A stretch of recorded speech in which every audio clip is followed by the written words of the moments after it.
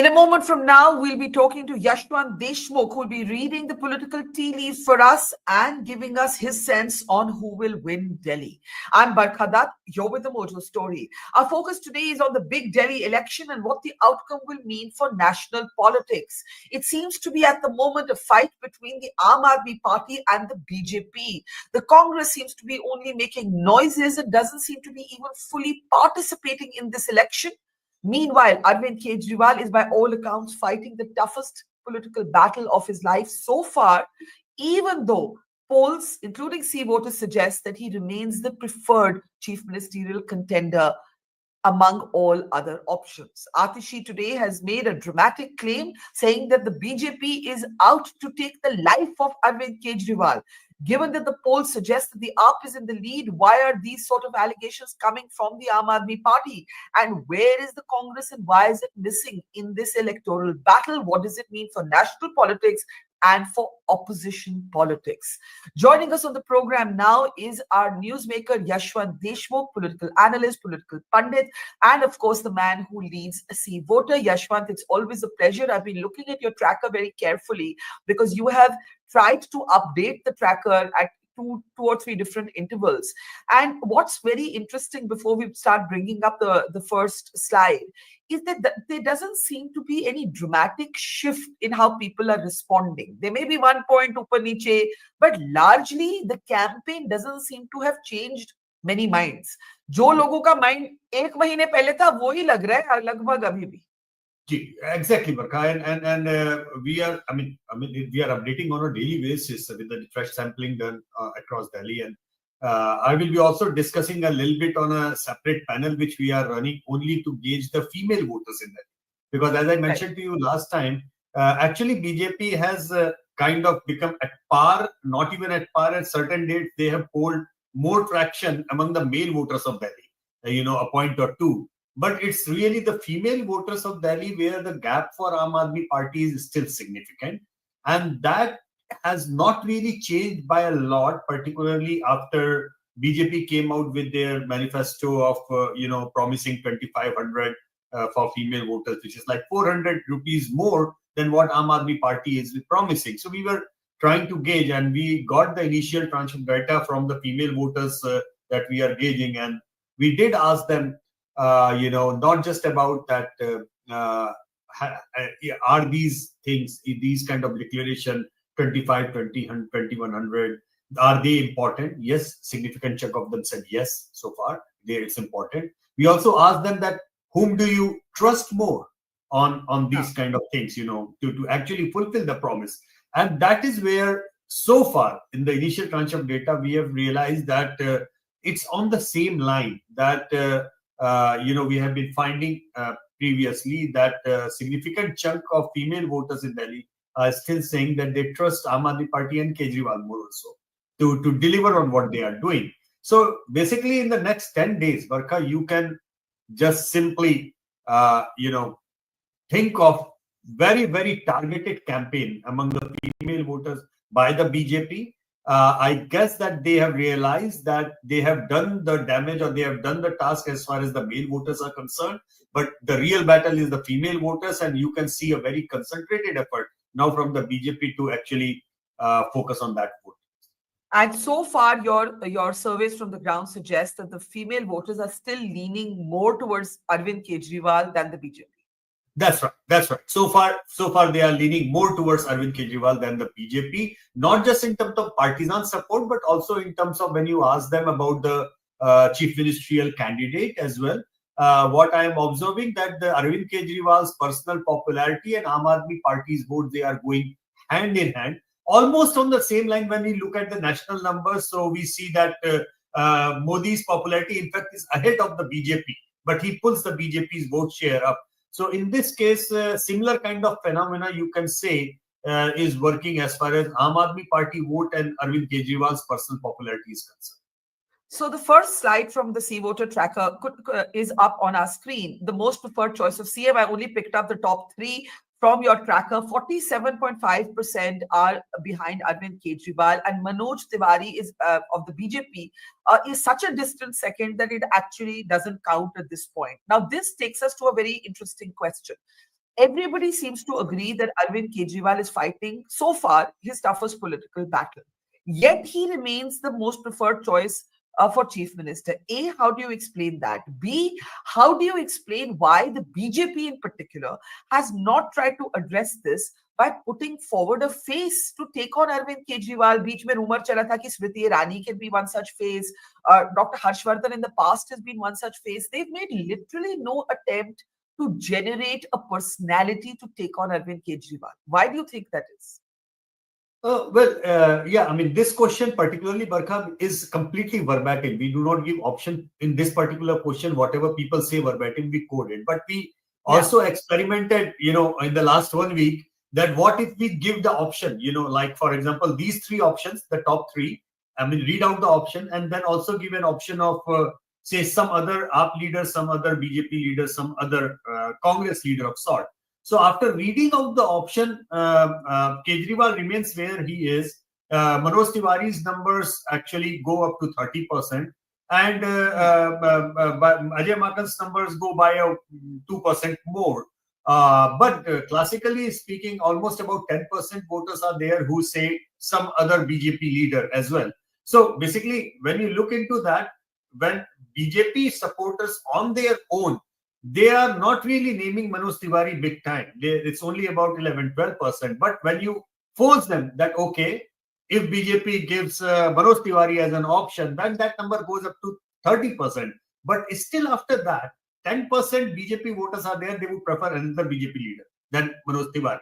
So what I'm simply trying to say, there is no confusion whatsoever between the rank and file of the Aam Aadmi Party. Whatsoever Arvind Kejriwal is there. I mean, a couple of points for Manish Sisodiya and hardly about 1% for Atishi Marlena and like that. But Aam Aadmi Party's vote share is very clear. They want Arvind Kejriwal.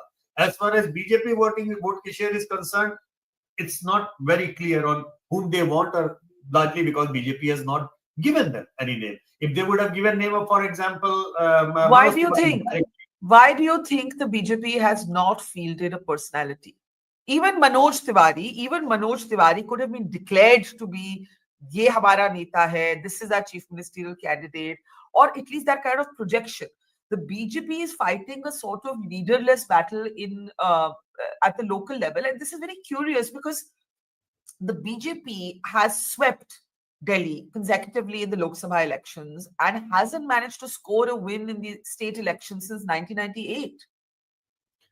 Well, Barkha, I guess that the reason for that thought process behind, I mean, among the BJP strategists is that whenever they have played purely on the organizational strength thing, it has worked for them in the assembly elections of Delhi. For example, the last time they became a single largest party in Delhi was 2013 election when Dr. Harshvardhan took BJP to 30 plus seats. They became the single largest. But Dr. Harshvardhan, for all practical matter, is an organizational person. His USP was that he represents organization. He had no charisma. He was purely, his strength was to contest the election on the Karkarta's views, on the party workers, his affinity with the party workers, and that is. So I guess that they are realizing if they have to contest Delhi, it has to be purely on the organizational strength rather than putting up a face to counter the charisma of Arvind Kejriwal. They are realizing that Arvind Kejriwal's charisma is quite high. They do not have any face, which can actually challenge purely from the charisma point of view to him. So why go in the direction? Why go for a pitch? Why fight a losing battle? Why fight a losing battle? But theoretically, Smriti Irani could have been one such contender. She does have the charisma. I guess so, but probably if I was Smriti Irani and I would ask to go for Delhi battle, I would consider that as a demotion of sort in a way. I mean, almost on the line, if you remember, when Sushma ji was asked to take the battle in Delhi, she, as a very, very loyal soldier of BJP, she took that assignment. But in the personal, conversation, later on, she was very clear that, I didn't want to take it. It was not really my fight. I think the way Smriti Irani has invested herself in Amethi, and probably she she might look out for better future politics at the national level, and maybe it's in an important state like UP for that matter. You know, I would consider, if I was Smriti Irani, then probably getting into Delhi politics, I would consider that as a kind of demotion of sort. Let's bring up the second slide from the C voter tracker. Is there anger with the Aam Aadmi Party government? Now, I want you to help explain this to me, that how is it that Arvind Kejriwal, as that slide comes up, how is it that Arvind Kejriwal remains by a mile the most preferred candidate for chief minister, but there is significant anger, not insignificant anger, with the Aam Aadmi Party government? So look at this. Yes, 44.8% are angry and want the government to change. 3.1% are angry and do not want it to change. And 48.5%, more people are not angry, right? But a significant number, 45% being angry and wanting the government to change, is not a small number. No, How do it's you not read a this small number? number. It's not How at do you all a read this small number? number. So how do we reconcile this number with the personal popularity of Arvind Kejriwal? So, I mean, if you look at the Arvind Kejriwal's personal number, they are also, I mean, ranging in the tracker between 46 to 49 kind of range, you know. I mean, and they are almost on the same. Those who do not want to change the government and they are not angry are roughly in the 48-49% category, with the same kind of set saying they want Arvind Kejriwal to be the chief minister. But to give you the context, Barkha, 5 years back, this number was somewhere between 55 to 60%. I mean, those who were not angry and wanted to continue. Right. The AAP was more popular. The AAP was more popular. Of course, more popular. And that number has come down by 10 to 15%. That's a huge drop if you look at it that way. So that drop suggests that gone are the days of the kind of sweep of 67 and 65 kind of thing. I don't think that they are anywhere near that kind of a one-sided superiority in Delhi anymore. But at the same time, in a fight where if they even convert 48-49% into votes, the problem with the BJP would be that among these 45% who want to change the government, they are not the sole beneficiary of that. There would be a couple of percent going to the Congress as well among that category. And generally speaking, in my past experience, those who are angry but do not want to change the government are the kind of people who are least likely to go out and vote. They are the kind of people who actually sit at home. So the contest will be in the first and the third category, largely speaking.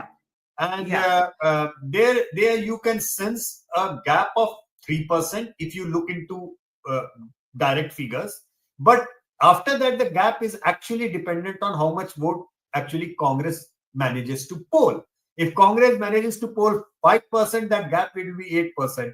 If Congress manages to poll 3%, that gap will be 6%. And Congress wipes out the gap is around 3%, which is pretty much in the margin of error. And that is where the floodgates open, that of the possibilities. So let's talk about the Congress for just a moment before we actually look at your next slide. I was interviewing Sandeep Dixit, and one of the things he said, we'll play out a little clip for you. One of the things he said is that he feels at times lonely in the Congress. He feels like a little bit of a lone warrior in the Congress. And he also feels not just did his party fail to defend his mother, Sheila Dixit, but that they have not actually found a way to use her legacy even in this campaign. And one of the things he reminded me of was that Arvind Kejriwal had mocked his mother for having 12 air conditioners in her official residence. And then he said, "Ab aaj dekhiye, inka sheesh mahal dekhiye." It is like life turning full circle. So I just want to play out that little clip and talk a little bit about the Congress. Take a look. My daughter keeps telling me, "Papa, don't ever say that." Is hota hai wo filmon mein. If your husband comes back too much to you with a rose and says, "I love you," probably having an affair. It is maybe aesthetically, I have a very different outlook to things, but it is a little almost, I would say, I don't want to use the word, but probably very cheap. That's what he said in the end, that it is, I don't want to use that word, but the bungalow is cheap. Now the Congress, I mean, Sandeep Dixit is like a lone warrior. The Congress, Rahul Gandhi and Priyanka Gandhi didn't even show up for his Nyaya Yatra, for the Nyaya Yatra that the party organized. How do you look at what's happening to the Congress? I feel for Sandeep, actually. Not just Sandeep, even I, for that matter, even though they don't belong to the same team, I also feel for Ajay Makan. In the last 4 years, Ajay was the main guy who was taking, Aam Aadmi Party to the laundry on the liquor scam and everything. So Congress did everything. And for Sandeep, I definitely feel a lot because his mother, even today in our trackers, comes out as the number one chief ministerial face. That, that the best ever chief minister of Delhi has got almost huge majority of Delhi says Sheila Dikshit. So obviously those things did not stick. And unfortunately for Sheila ji, she had to pay the price for the anti-incumbency against the UPA-2 government, and the anger against the UPA-2 government, the Nirbhaya case and everything. That entire Anna Andolan, everything piled on. So basically, it was, if that wouldn't have been there, probably Sheila Dikshit would have won 4th term in a row. I mean, that lady, even after losing so badly in the assembly election, Barkha, for all practical matters, she did actually became the second party to Congress as the second party in the 2 Lok Sabha elections back to back, 14 and 19, and to actually see that Congress actually dumped her such a brilliant legacy, wonderful legacy, it's heartbreaking, honestly. For a simple reason that for anybody who has lived and worked in Delhi, we remember her very, very fondly, not just in person, but as the chief minister. The kind of development that Delhi has seen in those 15 years was unprecedented. And she worked with the same LG which was under the BJP. There was no friction whatsoever. But look at Congress. The other day I was looking at the Congress hoardings. There was no picture of Sheila Dikshit.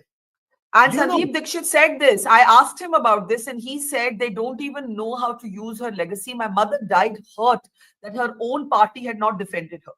I mean, if I was the Congress strategist, I would not even put up a photo of my candidate. I would simply put up Sheila Dikshit's photo with Congress and saying, Sheila ji ke सम्मान में Congress को vote दीजिए. Sheila ji को याद करके Congress को vote दीजिए. Sheila Dikshit का बदला लेने के लिए Congress को वोट दीजिए. Whatsoever I could have thought out, but the only USP that the Congress had in Delhi was Sheila Dikshit.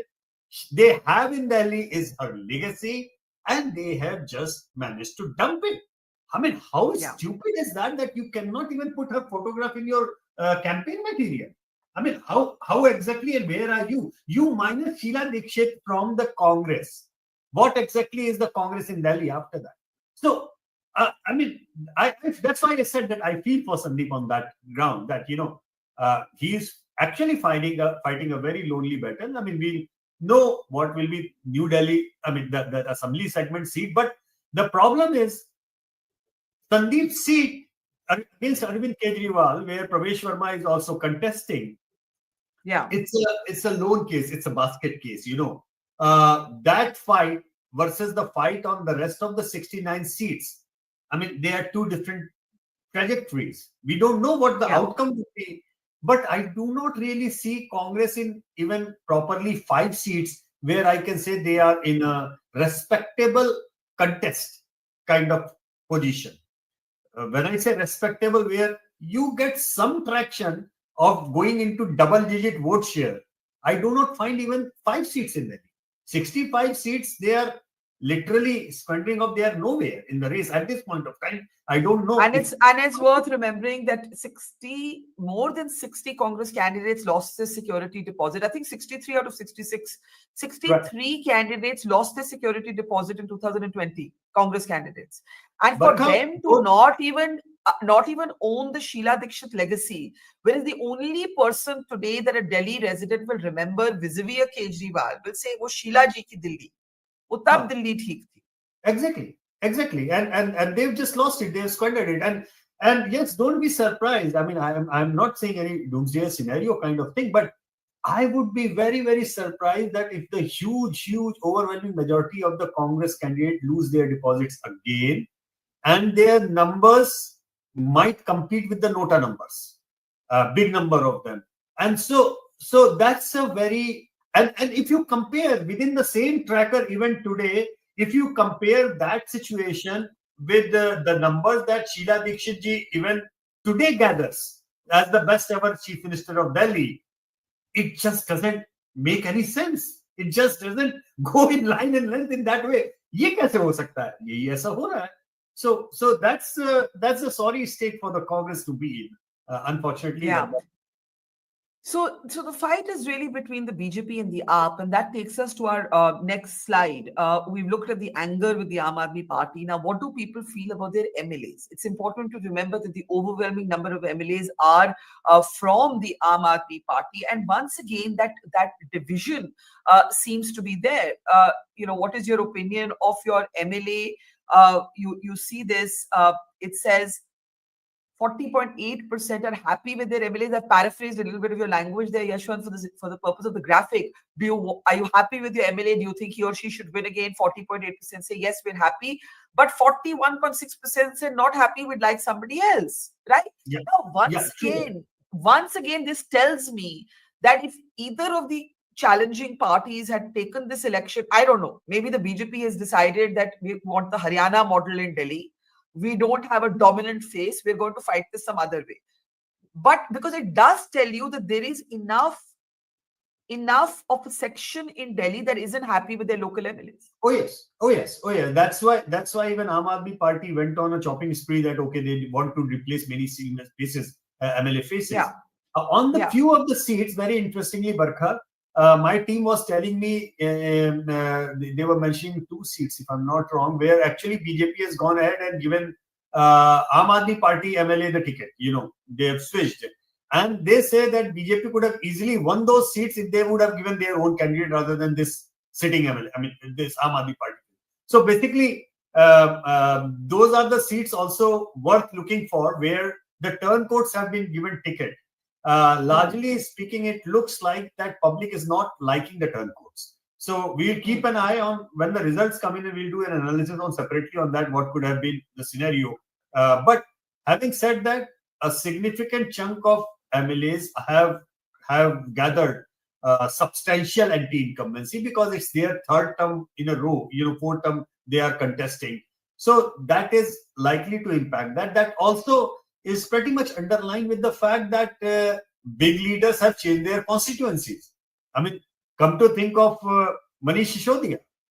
He was forced to change his seat simply because the seat has turned against him. So, and by the way, Manish Sisodiya is not the kind of candidate who is high flyer, unavailable, dimag kharab ho gaya. Aisa nahi hai. Manish Sisodiya is a kind of candidate who has been fondly remembered. But still, if Manish Sisodiya kind of candidate also had to face this kind of anti-incumbency at micro level, imagine how many others must be facing the heat. Yeah. So let's go to the next slide, which talks about the impact of Arvind Kejriwal's jail term. Now, one would have thought, that such a dramatic development, it's going to affect the election one way or the other. But if we look at these numbers, Yashwant, help me out here. This is a bit of a confusing response to me, right? Because 35.8% in the C voter survey believe that it will increase the BJP votes. 31.4% believe it will have no impact, right? 7.5% believe it will increase other parties' votes, which means the dominant percentage believe it will help the others, not Arvind Kejriwal. Yet Arvind Kejriwal is right. Am I right? No, actually, yeah. It's a very very taggy thing. I understand where you're coming from. So what we did to understand this, we did a partisan and party politics analysis of where did they vote for in the last election, and we figured out that the huge chunk of people who are saying no impact are actually Aam Aadmi Party supporters.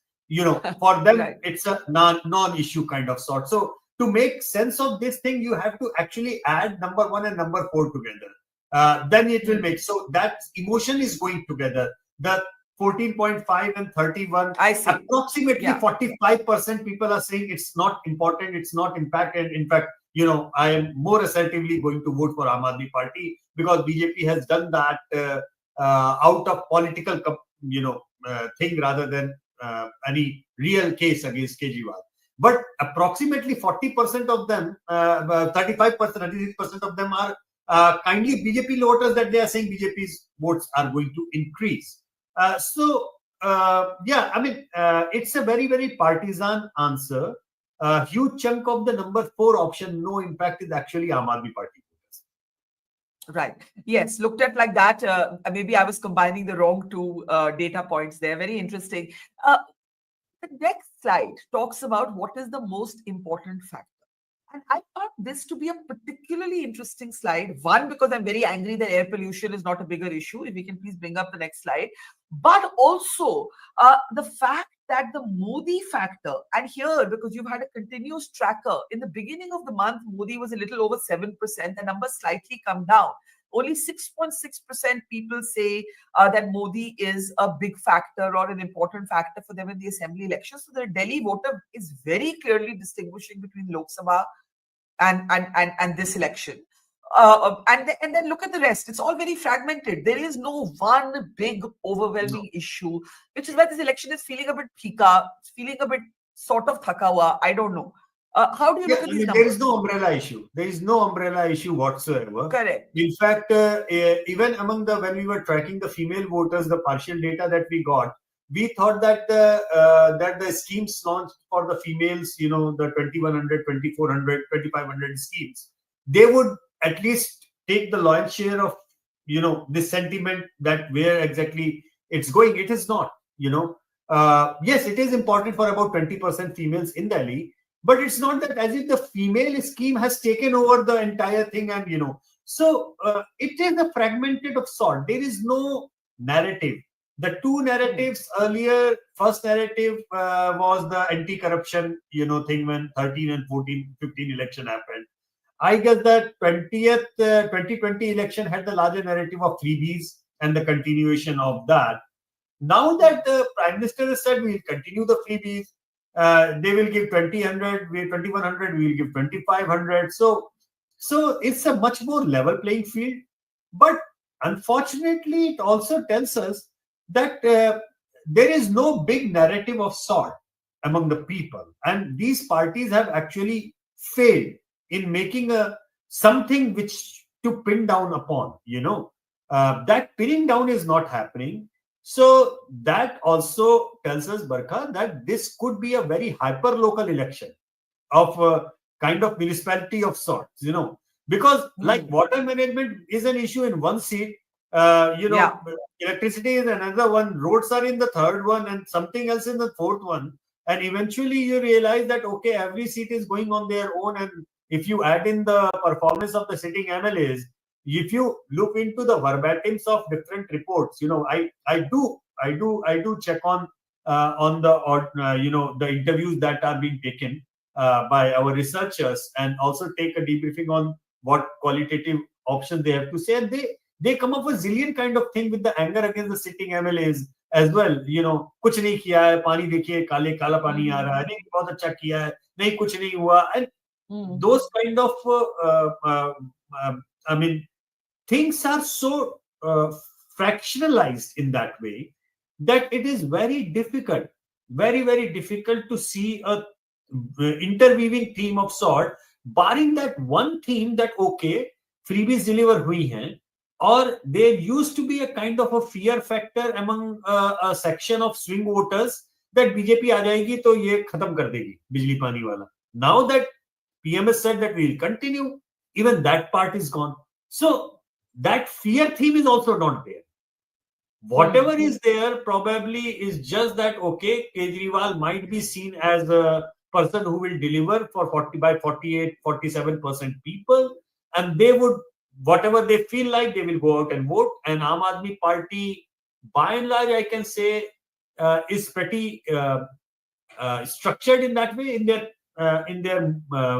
county polity management. They are good. They are not that bad. But earlier 2-3 elections, they were run by volunteers. I am told that they are no more volunteers, they are paid workers. Now, the difference being a volunteer and a paid worker is that eventually on that day, they may work, no doubt about that. But the energy level or enthusiasm level of a volunteer, Barkha, is a different game altogether. And that is something which delivered Haryana and Maharashtra to the BJP, even Jammu to the BJP. And if RSS goes on and that line, then they might get an upswing of the same kind of enthusiasm which Aam Aadmi Party got benefited in 15 election and maybe in 20 election of the enthusiasm of volunteers.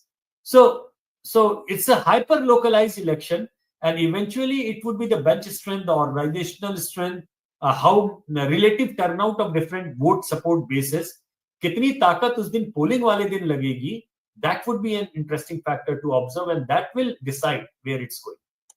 And that is what makes it still a competitive battle where the BJP, though despite Mr. Kejriwal being the most preferred contender for chief minister, the BJP still believes it has a chance in the game. Absolutely. They do believe that they have a chance in the game. And when they say that we don't need a face, we won Odisha without a face. I mean, it's a point you have to concede.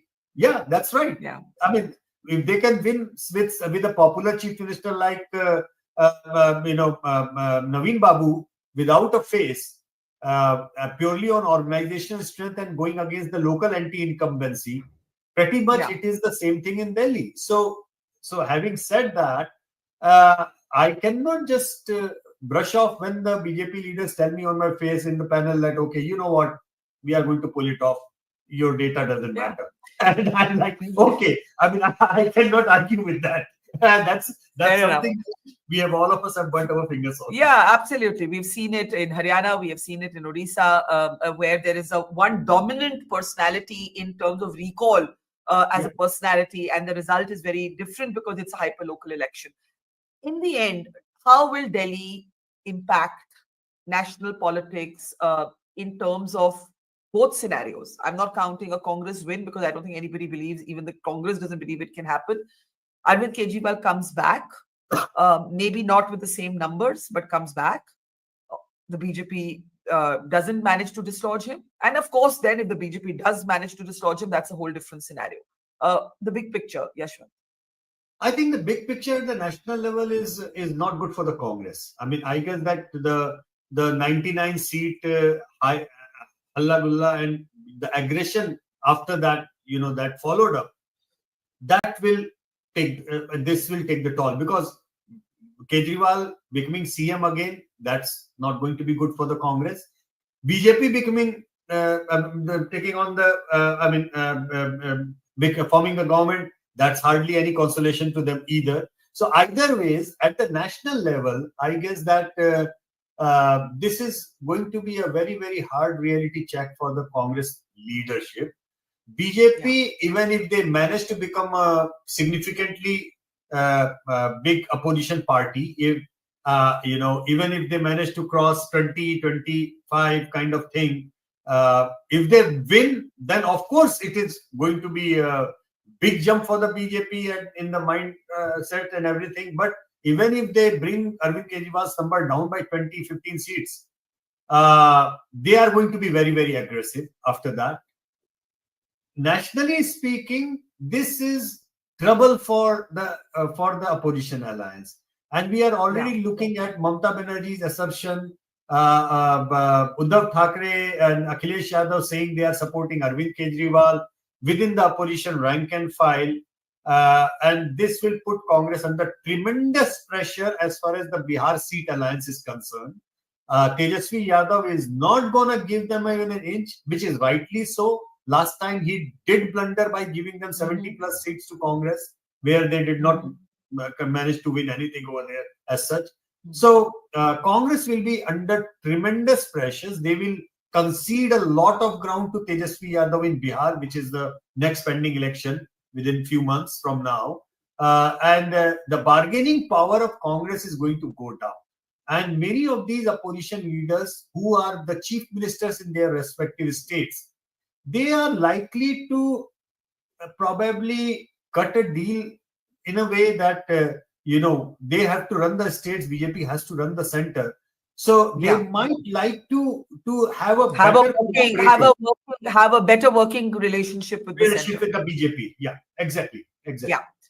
Very interesting times ahead, Yashwant. We look forward to the Mood of the Nation survey that I'm sure you're working on next. When is that coming? That's many of friends have been asking, ye to 26 January ko aata hai, kya hua? But that has been postponed by 2 weeks, simply because Delhi elections were announced, and now that we don't want to conflict it with that. Fair enough. Talk to you soon again, and especially Talk to on you soon. Counting Day. Always a pleasure. Take care. See you soon. Take care. Thank you so much. Bye, Yashwant. Bye. It's great to see you here. Thank you for watching our work. If you haven't subscribed yet, don't forget to click the bell icon and subscribe to Mojo Story and support independent, robust journalism.